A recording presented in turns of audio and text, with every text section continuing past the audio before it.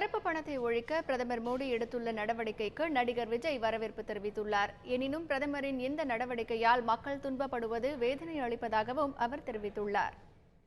Central government எடுத்த இந்த முடிவு உண்மையிலேயே ஒரு நல்ல விஷயம்தான், நல்ல மூவ் தான். கண்டிப்பாக இது உண்மையிலேயே நம்ம நாட்டுக்கு ஒரு தேவையான ஒரு துணிச்சலான வரவேற்கக்கூடிய ஒரு முயற்சி தான். கண்டிப்பாக இது நம்ம நாட்டோட பொருளாதாரத்தை வளர்த்து விடும் அப்படின்றதுல எந்த சந்தேகமும் இல்லை. ஒரு நோக்கம் பெருசாக இருக்கும்போது அதுக்கான பாதிப்புகள் கொஞ்சம் இருக்க தான் செய்யும். ஆனால் என்ன ஒன்று, அந்த பாதிப்புகள் அந்த நோக்கத்தோடு அதிகமாக ஆகிடக்கூடாது அப்படின்றது தான் நம்ம பார்த்துக்கணும். சில விஷயங்கள் நம்ம தவிர்த்துருக்கலாமோ அப்படின்ற ஒரு சின்ன ஃபீல் தான்.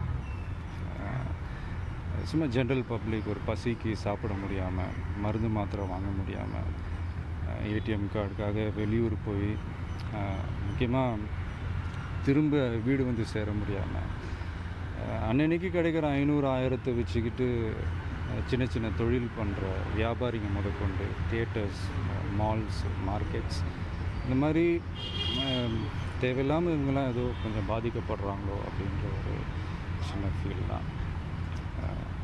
அது மட்டும் இல்லை, நான் நியூஸ்லலாம் நிறைய விஷயம் பார்த்தேன். உண்மையிலே மனசுக்கு ரொம்ப கஷ்டமாக இருந்தது. என்னென்னா, ஒரு பேத்தியோட கல்யாணத்துக்காக ஒரு பாட்டி ஒரு இடத்த விற்று அந்த பணத்தை கொண்டு வராங்க. அந்த பணம் செல்லாது அப்படின்ற அவங்க கேள்விப்பட்ட உடனே தற்கொலை பண்ணிக்கிற அளவுக்கு போயிருக்காங்க.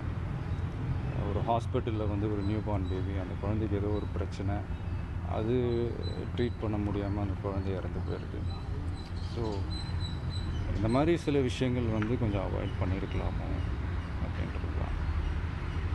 ஒரு நாட்டில் ஒரு 20% பணக்காரங்க இருப்பாங்களா, அதில் ஒரு குரூப் ஒரு சின்ன பர்சன்டேஜ் பண்ணுற தவறுகள்னால மீதி இருக்கிற 80% மக்கள் என்ன பண்ணாங்க.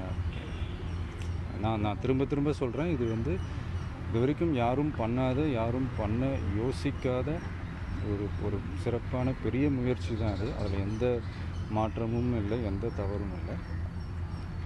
ஆனால் இப்படி ஒரு பிரச்சனைக்கு தீர்வு காணும்போது ஒரு சட்டம் போடுறாங்க, அதுக்கு அதை அமல்படுத்துகிறாங்க. அது பண்ணும்போது என்னென்ன பிரச்சனைகள் வரும் அப்படின்றத முன்கூட்டியே தெரிஞ்சுக்கிட்டு அதுக்கான அந்த ஸ்டெப்ஸை முன்னாடியே எடுத்து பண்ணியிருந்தால் இன்னும் சிறப்பாக இருந்திருக்குமோ அப்படின்றது தான் என்னுடைய ரொம்ப தாழ்மையான ஒரு கருத்து.